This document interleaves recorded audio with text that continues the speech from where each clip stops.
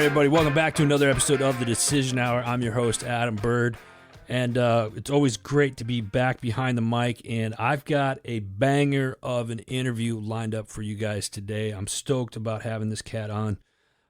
He's an Army veteran, first and foremost, so a brother in arms. He's a father, an educator, a speaker. He's a musician. He's a best-selling author. They call him Mr. Motivation, and a slew of other things, man. Like, I saw this guy's bio, and I'm just like, okay, it takes 10 minutes to read the bio, for crying. The guy's everywhere, man. I freaking love this. So, ladies and gentlemen, without further ado, please help me welcome my friend, Shaun Murphy. What's up, brother? How you doing? Yeah, my guy. I'm happy to be here. Thanks for having me on. Shouts out to you and those watching and listening. I love it, man. I love it. I want to dive right into this, and I gotta ask, being a brother in arms, you were in the military. What'd you do, and how long were you in for? Yeah. Check. So, started back in Fort Linwood, Missouri. I was a heavy construction equipment repair, 62 Bravo. Yeah. Loved it and hated it. I think I love more about, who I served with. Right. Well, it's funny because I had dropped out of college and I knew I couldn't go back to my hood. So Army was it. Yeah. And my mom's like, you need to do something with your hands. Right. I'm like, really? So I don't know nothing about being a mechanic. It was the worst. Why? So, but listen, let me tell you, the only way I got through AIT, I had a battle buddy, Samuel J. Pickett from Arkansas. And he was a guru mechanic, and he'd be like, "Oh, hey, battle, when you go in there, you got to go down, go under this, look under that, plug it in." I'm like, all right. And that's how he was like the angel that got me through AIT. Yeah. Served there for probably about, I want to say 4 or 5 years. Got injured, reclassed to what was then 72 Bravo, S1 personnel, now probably 42 Alpha. Yeah. And then I moved around, Fort Hood, Texas, El Paso, did a stint in Korea for a year. 8 years total active, 8 years total. God bless you, man. Now, I got to ask Leonard, because that's where I did my bit. What years were you in for? In Leonardwood, so I was in 98 to 06. See, we probably crossed the same paint path. I went to basic training and AIT at Leonardwood in 98. So it was that time for, but that's crazy. So I had to ask. That's crazy. What I want to. So first off, thank you for your service on that. Same problem. Appreciate it. I want to ask you, because it's a big thing nowadays with transition, and what was your transition like, and how did your military service kind of create or have an effect on what it is that you're doing today? Great. So 2 things. One, transition. So I'm one of them dudes, I'm always 3, 4, 5 steps ahead, visionary, planning it out. And this was one time that I got it wrong. And I got out, I reflected on this, because when I write the book about my life, this is the Blue Funk chapter. I got out and I just knew, everybody knew Murph, Stash Sergeant from Mobile Murph. I'm like, you know what, because what was happening at this time, civilians were taking over the S1 leadership slots. Yeah. So I'm like, all right, I'm E6P, social capital's up there. I'm going to get out and be the new civilian S1. Yeah. And I thought that, got out, and it just wasn't that easy because I didn't have a bachelor's degree either. Right. So I don't know really what I was thinking. I skipped through ACAP meetings. I knew what was going to happen. I'm just call Mr. French, and he's going to get plugged in. Buddy, error. So I get out, I'm now cheeks out, no clue. So they offer me $12 an hour, some craziness. I'm like, what am I supposed to do with that? Bro, it was the worst. I was doing substitute teaching to survive, and we could do a whole nother episode just on that. But I'll fast forward. I said, you know what? I'd rather go to New York and struggle. I'll make it in New York than be in St. Robert, Missouri, struggling. And packed up my U-Haul. I didn't even tell my boys. And they had me. They would have been opposed to me leaving. So I knew I couldn't tell them I was doing this. Hit the road. I didn't answer my phone until I got to Wheeling, West Virginia, and told them I'm headed back home. And I got to New York and, there used some lifelines, got tapped in, got into NYU and kind of just, that made it work for me. got a call. One of my guys tapped me to go to Iraq as a contractor. And then that was another game changer. And that just spiraled into like, next steps and next levels. But the transition, man, tough. Because you go from like staff sergeant promotable, mission essential to unemployed Shaun. I don't even know which bill I'm paying, how I'm paying it. It was just the worst. Yeah. And for someone that kind of always had a idea what was next, it was just uncomfortable spaces. So for right now, like, and it's so important because dudes like me, I know Murph's going to be all right. Right. Even though I went through my blue funk, I know I'm going to be all right. But a lot of our veterans, that's just not the reality. Yeah. And anybody in my sphere of influence, I help them, guide them, and I share my story so that it could be the blueprint that they could use to sidestep similar landmines so that they don't become the statistic that we know we lose veterans every day. So that was my transition piece. What from the military helped me in what I do now? That's loaded. Let's unpack that. I think one thing is on my mind right now. I don't know why. I was E4 in Leonardwood. And in Leonardwood, he had PLDC. Mm-hmm. I think it's World Leadership now. And they got the call because they didn't have enough E4 promotables. And they said, hey, send us your E4s. They're going to PLDC, like tomorrow. And I wasn't ready. I was not ready. And brother, it pained me. Yeah. And in life, you don't always get another chance to do something that you failed. Well, fast forward, might have been a year or so later, I'm in Fort Hood. And I'm S1, so I'm shooting the crap with my S3. I'm like, yo, Ames, what's up, man? I need to get in that PLDC slot, boy. He said, Murph, I'll get you in there today by noon. Today? I said, holy cow, Batman. Bro, I went to my E6 at the time. He had just got off of a duty. He did 24. I'm like, hey, Sergeant Reynolds, I got to go. I got PLDC. I need you to inventory my stuff. He was, hey, son, I just did duty. I ain't got time for all that. I was like, all right. So, bro, I ain't even really had no money for real. But I had my, what's the card? For all the PX. Oh yeah, like AFES card or whatever. Yes. Yeah. So I took the checklist. I went and told him, give me everything in on this list. And I was standing tall and looking good at noon going through PLDC. So I took this as just a one, example. Yeah. So now in life, I'm always ready. They said if you stay ready, you don't have to what? Get ready. Right. And that's a lesson I took. Because it pained my heart to have an opportunity and not be ready. Yeah. So, yeah, that's one of the big things I took away from that. And I'm always like, I prepare for anything. I was telling, I'm teaching again now, my college course, and I told them, listen, I don't care how big or small the meeting is. Because our first day was last Wednesday. So I said, hey, team, who looked me up? And they're like, look you up. We just showed up. Yeah. Mm-mm. Look, Google. Nobody raised their hand, did they? Nobody raised their hand. Nobody looked me up. So I said, this is a teachable moment. Moving forward, anything you do, if you just look at LinkedIn, just get something. Okay, so got it. I know something about them. So that's one of the things I took from that experience in the military. So what prompted you then to, because you just mentioned that your college courses and you being a teacher and you've been an educator on and on for a while, from what I saw. Did you just like wake up one morning and be like, you know what, I'm gonna teach? Like, because I was a substitute teacher for high school for several years, and I was just like, okay, I got that out of my system. Let's go do something else. Yeah, you know what I mean? It's like, what prompted you to get into teaching and being an educator? Yeah, that's a whole nother story too. So I'll give you high level. So I'm in Iraq. Before I went to Iraq, I met this female, and we was cool and courting. And I left, went to Iraq. My vision was to go out there about 5 years, stack all this money, come back and do concerts and events. But it got switched up. So shorty I was dealing with, dope educator, blew my mind, her level of commitment to her scholars.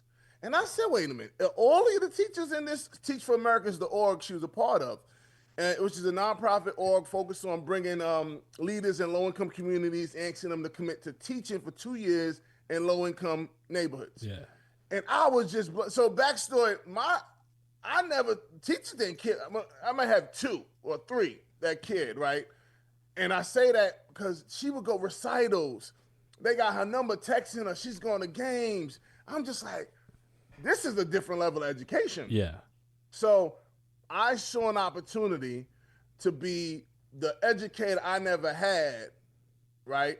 And Teach for America is an alternate route to education. So I didn't have to get my bachelor's in education and go that route. So I was sold. I decided I resigned.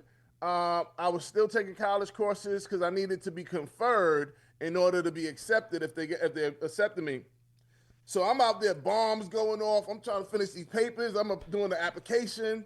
The internet will go down for a week. I'm like, damn, I got this due next week.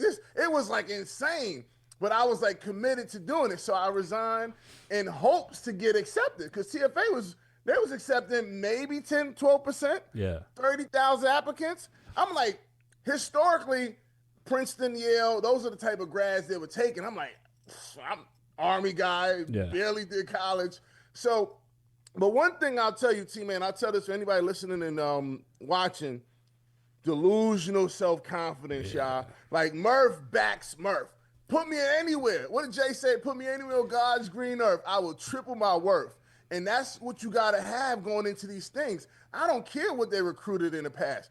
They about to see me. Yeah. And I took that to the table. And, bro, I think I had turned 30, got my bachelor's, and got accepted to TFA on the same day.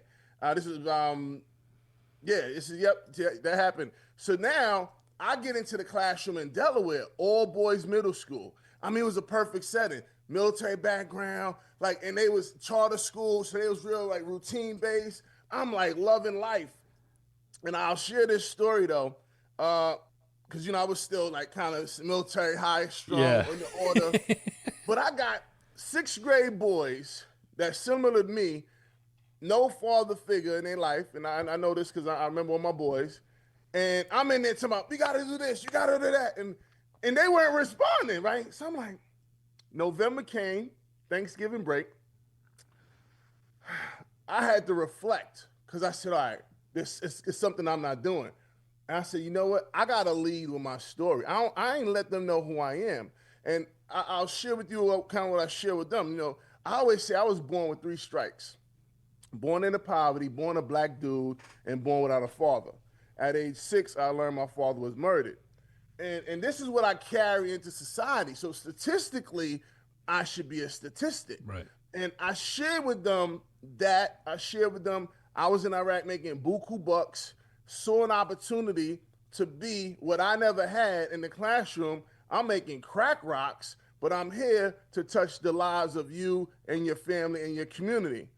And bro, when I tell you, magic, because that's the connection. Because I'd say 90% of my scholars could relate. They're like, dang, Mr. Murphy, you left all that money to come do this? And like, it was different. You ain't have a father. I did it. How'd you do it? Now we got different conversations, and we weave this into our lessons and our lesson plan. And I'm telling you, fatherhood, number one, but that's one of the greatest roles I had. That middle school experience. Yeah. Because you like I said, you're not just teaching them. They go home telling their siblings, they telling their parents, they telling the community members, and now you done impacted ecosystem. Yeah, you making a big difference when you do that. I'll share this real quick with you. Is I remember when I was teaching high school in the inner city down in Glendale, Arizona, and I was a substitute teacher. They hired me to be the in-school suspension teacher. Like, I turned the job down 4 times before I finally gave in. And it was like, the kids aren't bad. I don't think kids are bad, first off. I think they're misguided, and I think most of the kids that are out there from junior high all the way through high school, if they're doing something negative, it's because they're looking for discipline. A lot of it. The kids were not getting disciplined at home. And I think we've become such a lazy society that as parents, and this is somebody that was a single father for 15 years. My son, ROTC, he's now a 2nd lieutenant and going to school to be a chaplain. I did something right. And if I said anything, if I got one thing right in life, it was my son, because I chose to be in his life. and to discipline him. Now, Mm-hmm. the way I disciplined him was very much the buck sergeant, put the drill sergeant hat on, do this, this, and this. A lot of knife hands. You know what I'm talking about, Oh yeah. right? Oh yeah. But it laid that foundation for them to be good later on. And I want to continue on the fatherhood side of it with the education side of it. Like fatherhood to you, you talked about. I can't even fathom what it would be like finding out that one of your parents were murdered. Sure. What was that like, and how did that, obviously that affected you in some way growing up through life, but then you were able to, was it just a mindset that you decided that you were going to use that as like a superpower and help others with that? Or how did you, where was that decision made and how did that affect you how did that change you when you were a father, when you became a father, excuse me? Well, I'll tell you, reflecting as a young lad, I did use it. I wouldn't say as a crutch, just acting out a little bit and kind of blaming that, riding that wave. But I had a strong moms. My mom's is a beast. She's from Barbados, and Caribbean parents, they don't play no games. So I would leave that there. But I always say this, when you're growing up without a father, I was scared to go into fatherhood. I ain't want no parts of like being a dad because I just ain't know, what that looked like. Yeah. But then I just dreamt what I wish I had. And wifey, she came from a big family, so she wanted kids, and I'm like, I'm cool, like my backpack and my BlackBerry, Yeah. But I dreamt up what I wish I had and 10x'd it, right? One of the things I did, two things. My man Doza, best advice I got from him, he said, listen, Murph, you about to be a dad, have zero limitations. And I tell you, we do everything at the kids. Like my daughter's 9 next 2 weeks, and my son Max is turning 7 in December. Shout out to Max and V Rain. And I said, what do I want to see at 18? What kind of human I want standing in front of me? I said, multiple languages, physically fit, mentally tough, able to negotiate, communicate, right? All the things. Yeah. So now, okay, if I want that at 18, I got to reverse engineer it. So I'm talking about in the womb, reading stuff, affirmations, they out affirmations. By age, when they start talking, they start reciting Scholar's Creed, Warrior Ethos, all the things. And people probably think I'm crazy. My daughter, probably 4.5, she was studying. I had her reading SAT words. They're only SAT words because we call them that, but they are words. And this was my approach. And now you hear them talk. Emotional intelligence is sky high. People are like, they think you're talking to an adult, and you got to be super intentional. Yeah. One of the things that I am is present. My present to them is being present. I'm at everything. I saw the first walks and crawls. Fortunately for me, I'm able to be a stay-at-home dad. In the first season when my daughter was born, I was it, and now I'm back in that space, and I take them everywhere. I say, listen, I'm here to protect your potential. You're gonna be great. You a Murphy. You're gonna be great. And they got to miss the motivation. So you can imagine, all my talks, they're my first audience. Yeah. Biggest supporter. So I take that fatherhood thing, man, really serious. It's about building legacy. And they're watching everything I'm doing. And, it's been amazing. And I like to talk to dads all the time, to share things that I've done. Yeah, you leading by example, brother. You leading by example. I love that. I want to transition over into, because I read in the bio that you do music. Yeah. As well. Now, or as a musician, and it's like when you do music, I know for the listeners that are out there, it's like, what do you mean he does rapper, plays an instrument? What do you play the spoons? Like what do you do? Like what got you into what got you into music, and how much of the music is a part of your day to day right now? No, solid question. So when I had the vision to become Mr. Motivation, because I was teaching a college course. Remember, I dropped out of college, so now I'm a college professor teaching a course on how to be successful in college. Yeah. And this was at Hack in Harrisburg Area Community College. And I'm like, I'm impacting 20 scholars in this class, maybe 20 here, but it's like, it's somebody in Africa, in Germany, in Japan, or that need this sauce. I got to create a platform to have global impact. Because I always ask three questions. You know, who are you, where are you, and why are you here? And for me, why I'm here is to impact lives, right? That's the purpose. How do I help people? I'm a guide. And that was the vision for building the foundation of Miss Motivation. So now I'm a speaker. Okay, got to get my framework. But I'm like, there's a lot of speakers. How do I differentiate myself? And I used to listen to this guy, Adam Won't Lose. And he was like, he be like, dear hard work, I used to hate you. You made me better. And it's over some beats. And he's talking. I'm like, I had a Les Brown on. I was like, I could do this. So I called the producer guy. I said, listen, I'm going to do this album. He said, album? I said, listen to this guy. He said, oh, Murphy, yeah, you can do it. I got the beats. I said, what's next? He said, start writing. That was June. Two things. One, I wanted to do this, pursue this thing, whatever I didn't really know, right, to impact lives globally. And two, show my kids, Daddy don't know nothing about this music thing, but I got this idea. And when you have an idea, you're the first person to see it, the only one to believe it. Yeah. And I'm gonna build this thing out. It's gonna take time. I'm gonna put in work. But this is what I'm gonna do, because I want them to see you don't gotta be smart or talented to be successful. Focus and effort, and you could do anything. Wow. So I get to writing. November, album's done. It's all like spoken word over beats. I did one rap, Murph Flow. And brother, let me tell you, that was hard. I said, I thought they were just going. They got to ride the beat. And my guy used to say, Murph, you're not a rapper. That's what he used to tell me.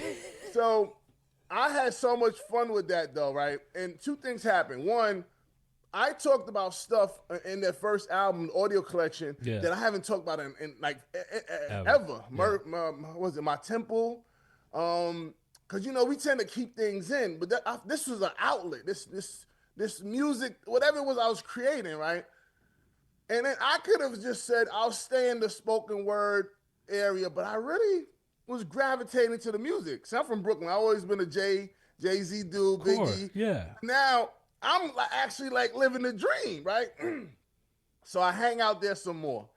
And now I'm being super intentional. I'm hearing the beats, I'm connecting. And I've always been like poetic, And now it's like I unearthed a gift I had. And brother, when I tell you now, I'm about to actually, I think I'm eligible for the Recording Academy. I'm going for that next year. That's From this cool. dude that had no background in music. Yeah. A memorable moment. I'm in Lancaster at Launch Music Fest, probably 2-3 years ago. And I just performed 20-minute set, music only. They going crazy. It's really good, really good. A Marine comes up to me after.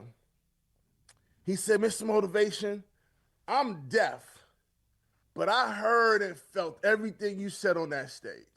And I appreciate you. I'm just like, man, right? Super dope. Then after him, my daughter runs up to me. She said, Daddy, that was amazing. What's crazy? You said you was going to do this 3 years ago, and you doing it. Brother. Oh, man. You as a father, you already feel me, right? Right there. Oh, gets you in the feels. feels. That's why we do this. And now it's just, I get beats, I work on it, and I got my own label. I'm it, so I put it out when I want to, all the things. And we just been putting out music, man. I got about 5 or 6 in the chamber, thinking about an album next year. So yeah, the music's been a thing. So now what I do when I present, if I get booked to speak, one, I'm opening with the bunker, high energy. Now the crowd is like, oh, what's this? Then we go into talking. If I'm talking about, knowing your why, I have a track called Why. I could spit it as a poem, but it has the beat too. So I could go either way. And I just kind of feel the audience. Yeah. Sometimes if I do a talk in high school, Murphy's Law is a song, but I would drop the beat and do it a cappella.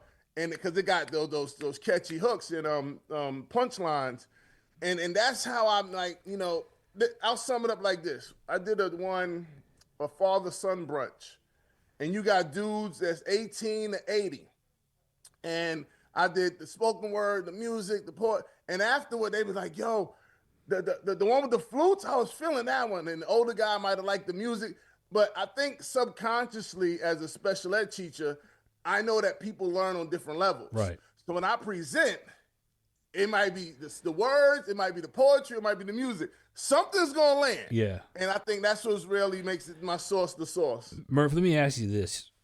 For those that are listening right now and they want to check your stuff out, or they want to connect with you and get in touch with you, whether hiring you for a speaking event or what have you, work with you, where can they connect with you? Yeah, so Mr. MISTER hyphen motivation.com. That's my website. You go book in, you just put in the inquiry. We're heavy on Instagram as well, Mr. MISTER motivation. The O's are zeros. But yeah, we'd love to tap in. We getting ready. You know, school's back in now, so we should be booked and busy. I love it, man. I love it. I got a couple more questions for you. I want to kind of transition into, you're an author. You're a best-selling author. Earlier this year, May, if I'm not mistaken, Unbreakable Valor, Triumph Through the Soul of Resilience. Soul of Resilience. What started this? How was it? Was this a project that you've been working on for a while and just said, okay, it's time to put out a book, or was this something I woke up and it just came to me and this is how this is? A couple things. I typically have content. Like I got another book I already started. I Fail, I Grow, I Win. There's another one about my life. I just keep these in the drive, right? Yeah. And I was doing a talk in Allentown, PA. Ron James. Shouts out to Ron James. Ron James, I got the talk. We went out to eat after. He said, Murph, where's your book? Your book is your business card. I said, huh. And from that moment, I didn't stop. So Ron, sometimes in life, people come in our space for a reason, season, a lifetime. And Ron came in. I haven't talked to Ron in years. I talk about him all the time. But he's the reason that lit the fire to get this Unbreakable Valor to market. So I always shout out Ron, and I appreciate him. And I always tell people, man, everything I say may not be for you, but it only takes one thing to change everything. Yeah. Right? So Ron said that to me, and now like this got dropped May this year. We just got we submitted for the Global Book Award. Yep. We just got silver place 2 days ago. So congratulations on that. Yeah. We global. It's global impact. Yeah. That was the vision. Yeah. I love that. I love that. And folks, we're going to have the links in the show notes below where you can just click on it and go get the book. This I'm telling you, this is one you definitely want in the house. Appreciate no doubt. Murph, we're coming up on time, but I got one more question that I ask everybody, and I want to ask you. The show is called The Decision Hour. We make decisions every day, right? And you have blessed us with a whole lot of decisions that you've had to make in your life so far in the last half hour. But name a time in your life where your feet are on the line and you have to make that decision. What is it, and what's the atmosphere like at that time?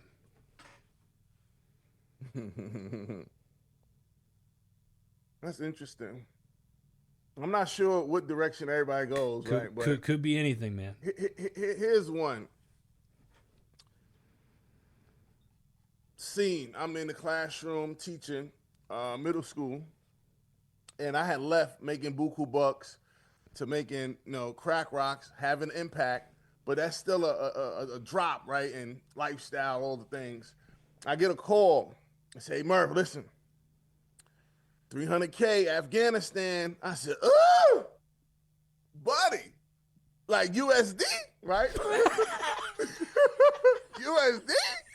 So I said, all right, gotta go. So I'm like, all right, I'm out there. My letters of recognition, all the things. So wifey, now current wife, she was like, well, voice of reason. I'm like, yo, babe. Well, not babe at the time. She's still my homegirl. Right. I'm like, listen, got this opportunity. I got to go. She's like, I really can't subscribe to that because I'm like, I want to see where we could go. And I'm like, so I'm scratching my melon. So she invited me to go to Puerto Vallarta because I was always like her wedding date. Yeah. So I had a decision to make. Choices, right? pursuit of, capital that's laid in, you got the threats of all the elements over there. Right. Or go take this trip and pursue the happiness, see where it goes. And I'll tell you this, people, viewers and listeners, one of the biggest decisions you make in your life that's going to impact the life you live is the partner you choose. I'll let that sit there. I didn't go to Afghanistan. I went to Puerto Vallarta, and in December, we coming up on 13 years, 2 kids, multiple businesses, 2 nonprofits. 3 words sum it up for me. What a life. What a life. Yeah. You just dropped it right there, man. Damn. That's such a great example, too. Mm-hmm. That's awesome. Mr. Motivation, ladies and gentlemen. We got the websites below in the comment sections and in the show descriptions. Make sure you guys go check it out. Also, go check out our parent network, Heroes Media Group. New shows, new blogs that are out right now, heroesmediagroup.com as well. Shaun, thanks, brother, for taking time out of your schedule today. Appreciate it. Appreciate it, bro. Folks, that's all the time that we got. Until next time, you've been listening to The Decision Hour.